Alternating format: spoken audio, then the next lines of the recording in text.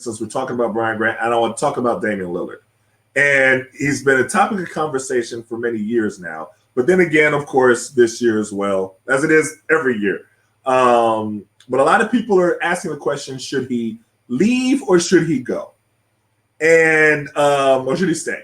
And so, people who say that he should go usually say the same few arguments. They may say they question if he has enough help or if Portland is doing enough to get him the help that he needs. Or, if he is, as good enough of a superstar to be able to get them over the hump, does he have what it takes? What do you think? I just want to get your opinion on the topic of should he go? Should he stay? Does he owe it to himself to see if he can get it done with like a different way? Like what does Rick Bucher think? So I think Damian Lillard should do whatever he wants to do. Okay. I don't think there's a wrong.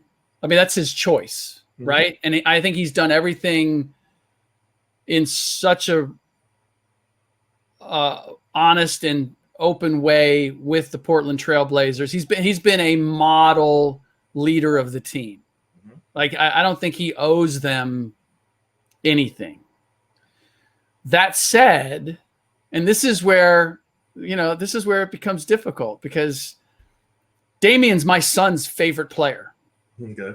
I went up and had my son and got him a pass so he could walk around with me, and we're standing on the court talking to somebody from the Blazers, and Damian comes up and says hello, and because he and I have known each other for a bit, introduces him to his son. I know that what that meant to my son was like blown away. I just got to meet my favorite player.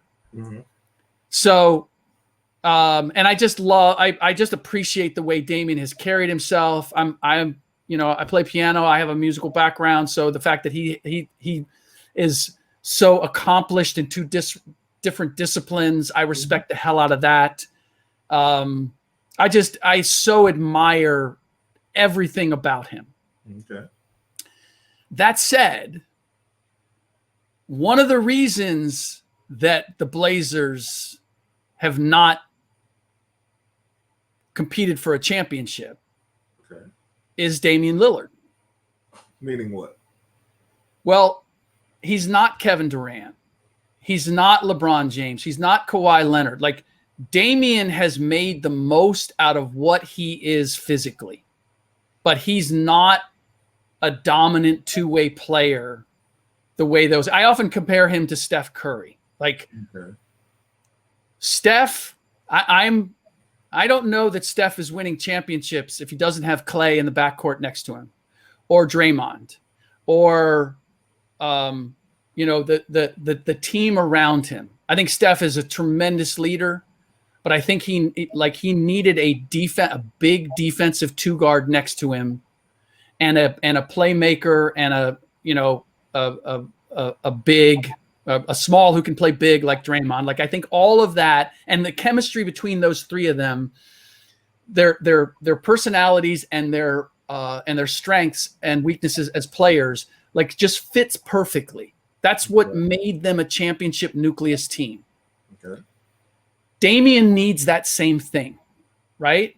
But he needs that same thing, and he needs a little bit more of it. Like, he needs to have the right team built around him,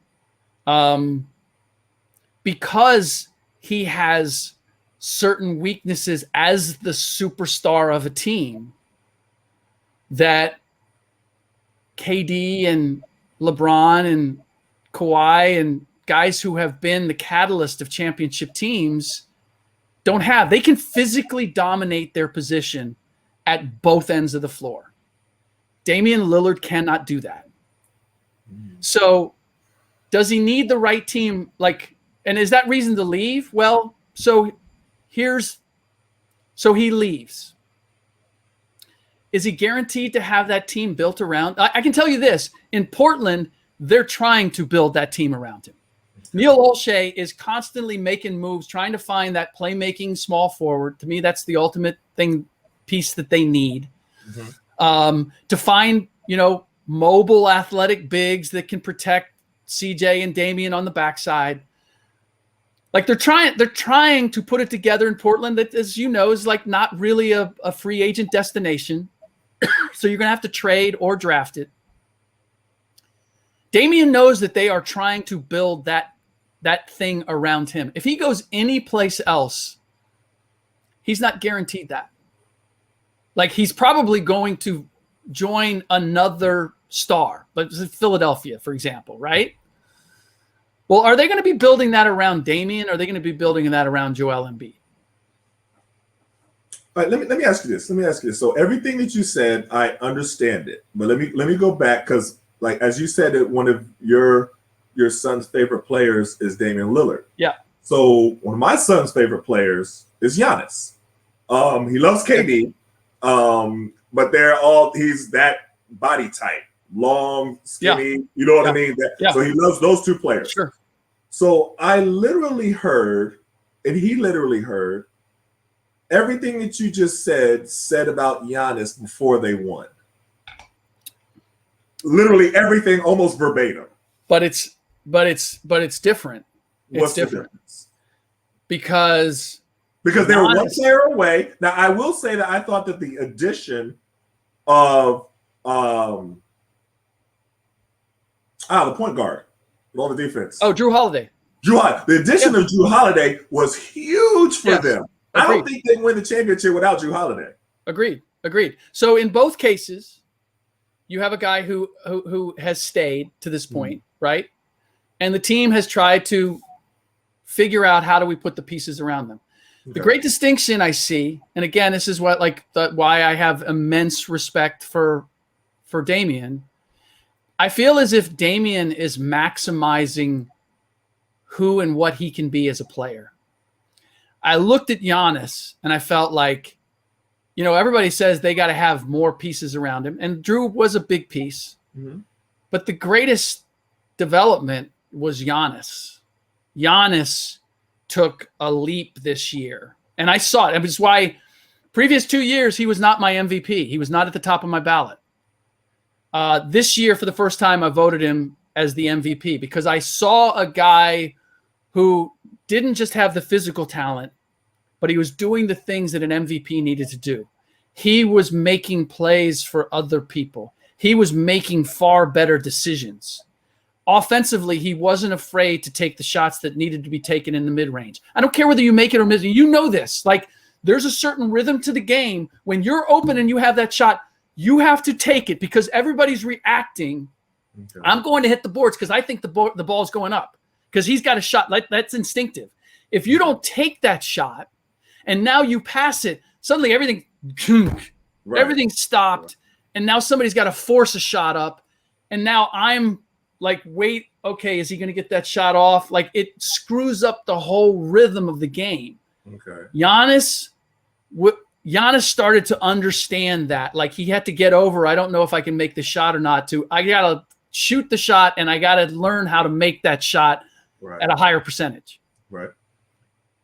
But again, you look at what you say. Giannis is 6'10", 6'11", long, can dominate his position physically at both ends. So for me, it was just a matter of Giannis learning how to play the game physically, how to basically utilize the physical gifts that he has.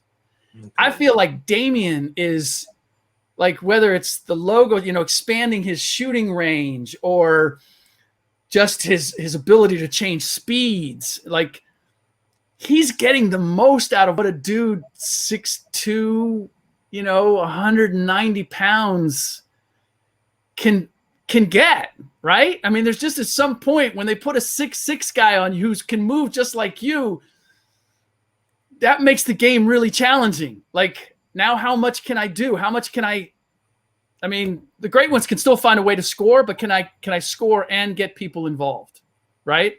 And can I defend at the other end to that level? That's where, like, I feel as if Damian would be best served by staying, because he knows that Portland is going, until he just can't play anymore, they're going to try to reward him by building that team around him. Okay. He might find that championship someplace else, but all he has to do is, like, honestly, I mean, look at, like, Giannis doesn't have to do anything ever again, and he will be beloved in Milwaukee for the rest of his life. That's true. I would say that Chris Paul in Phoenix, getting them to the finals, will be beloved there in a way that he wouldn't anyplace else. So for me, it's a matter of, like, what is it that you want? Do you just want the ring? Do you want to be able to put that on your resume? Or, and this is what comes, I'll bring it full circle to Brian Grant. Like, Brian Grant never won a title, but he will be forever beloved in Portland because of the battles with Karl Malone, because, like, he didn't leave. Like, he went to Miami because Portland decided we're going to put our chips on Rasheed and we're going to go in another direction. Right. Like, he had that connection in Sacramento, Portland, and Miami. Even though he played for 3 different teams, amazingly enough, he connected with every one of those fan bases. That's right. Because they knew his heart was in it with them. And that's what Damian has in Portland. Okay. And again, it's like doing the job a certain way. Like, you can't put a price on that. Right? That's fair.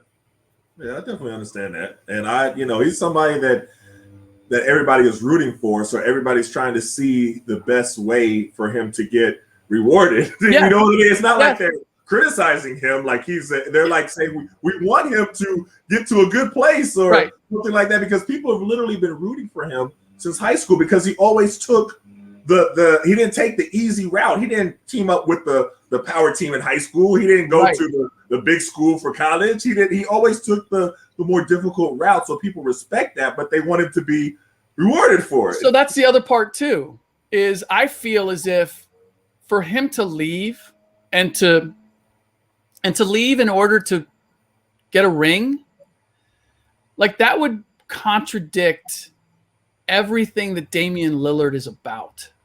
Okay. That's a good point. And for a guy who's never been to the finals, and I think has only been to the Western Conference Finals once, the deal that he has with Adidas, Hulu, like, his brand is amazing. And he's earned that because of how he's perceived and how he's carried himself and that loyalty that he has demonstrated. I think if he leaves just to go chase a ring, like, all that goes out the window. That's a good point. It's a little bit like, it's like, I see the difference between John Stockton and Karl Malone. Like, John Stockton will be forever beloved in Utah. And I think Karl would have too, except he dipped to see if he could get that ring in LA. And that's where, that's the last we saw of him. And so there's here's John and here's Karl. Still beloved for all that he did, but you know what? Yeah. You ducked out on us at the end. I got you. That's a great point.